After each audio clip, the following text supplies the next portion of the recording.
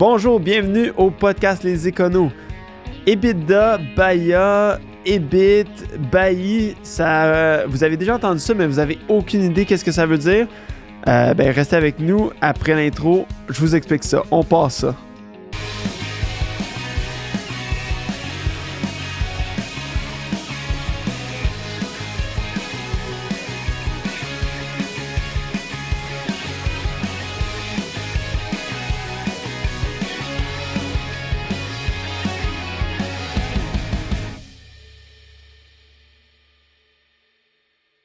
Bonjour, bienvenue au podcast Les Éconos. Encore une fois, aujourd'hui, on fait une petite chronique très courte cette fois. On parle de quelque chose que vous avez sûrement déjà entendu, soit l'EBITDA en anglais ou BAYA en français, ou même BAYDA en français, là, dépendant de comment est-ce que les gens le calculent.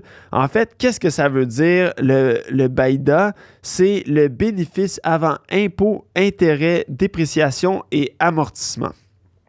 On va me dire, OK, mais encore. En fait, qu'est-ce que c'est? C'est quand on parle en entreprise de bénéfice net. Donc, on va avoir notre bénéfice net à la fin de l'année de nos opérations. Donc, nos ventes moins nos dépenses.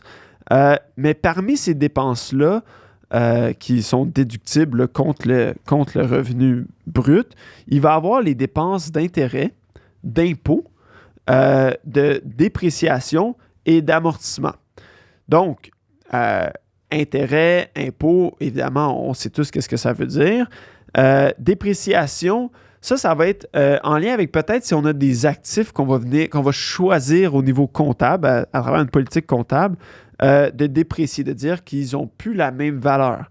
Par exemple, si j'ai de la machinerie, des stocks qui ont plus la valeur qu'on les a achetés. Fait que peut-être qu'on a acheté de l'inventaire, ça on le voit surtout dans le domaine de la mode, ou dans le domaine, par exemple, si vous achetez des skis, de dire c'est l'inventaire de l'année passée. Donc, évidemment, il va falloir qu'on prenne une dépréciation parce qu'on ne pourra pas les vendre au même prix qu'on les a payés. Donc, ils vont sûrement avoir une valeur plus basse. Ça, c'est de la dépréciation. De l'amortissement, souvent, on va le voir avec tout ce qui est matériel, équipement. On achète un ordinateur, mais on va l'amortir son coût sur plusieurs années. OK, parfait. Là, on a compris c'est quoi toutes ces dépenses-là, mais encore une fois, pourquoi est-ce qu'on en parle?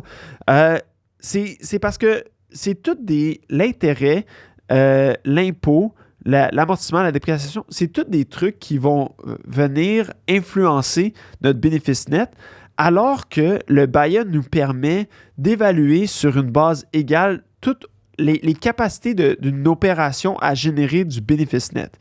Donc, on vient enlever l'impôt parce que ce n'est pas toutes les sociétés qui jouent sur un terrain égal. Certaines industries vont avoir des subventions. Certaines juridictions vont avoir des taux d'imposition plus bas. Donc, afin de un peu équilibrer le terrain, on vient enlever l'impôt. Peut-être qu'on avait des pertes par le passé. Peut-être qu'on a des provisions fiscales là, que certaines opérations ne peuvent pas avoir. Fait qu'on les retire. Même chose avec l'intérêt.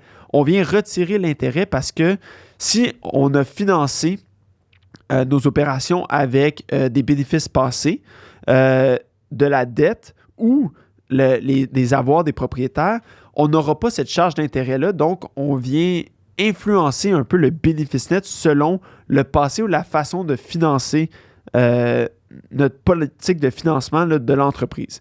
Même chose dépréciation ou même chose amortissement.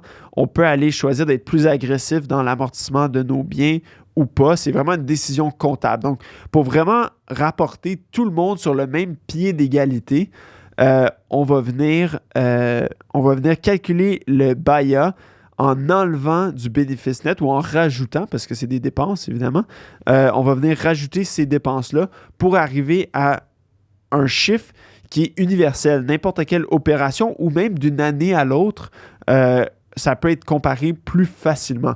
Donc, c'est pour ça que souvent, quand on va avoir un prêt ou on va regarder, on va faire une évaluation d'entreprise, on va regarder le BAYA. J'ai parlé en début de chronique aussi de l'EBIT ou du bailli. En fait, c'est le même principe, sauf que le bailli n'enlève pas la dépréciation puis l'amortissement.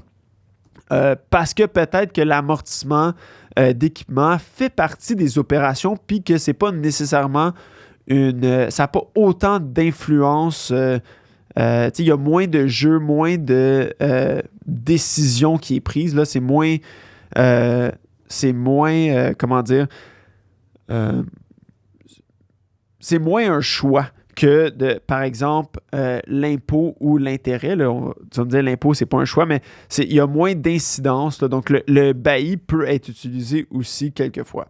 Donc, petite chronique courte, vous expliquer un peu l'EBITDA. Prochaine fois que quelqu'un mentionne l'acronyme, vous saurez qu'est-ce que ça veut dire. Vous aurez l'air peut-être un peu plus intelligent. Si vous avez d'autres questions, allez voir sur notre site Terrien, donc au terrien-cpa.com. Vous allez voir, il va y avoir la chronique sur l'EBITDA, le texte sur l'EBITDA, mais il va aussi avoir beaucoup d'autres chroniques là, sur d'autres ratios ou d'autres trucs que peut-être vous avez déjà entendus, mais que vous ne savez pas qu'est-ce que ça veut vraiment dire, comme le fonds de roulement, par exemple. Qu'est-ce que c'est exactement? Vous allez trouver toute cette information-là. Puis si, après avoir scruté tout notre site web, vous avez encore des questions, n'hésitez pas à nous contacter. Ça va nous faire plaisir de vous répondre, puis de vous aider et vous guider. Donc, sur ce, merci de l'écoute et passez une belle journée.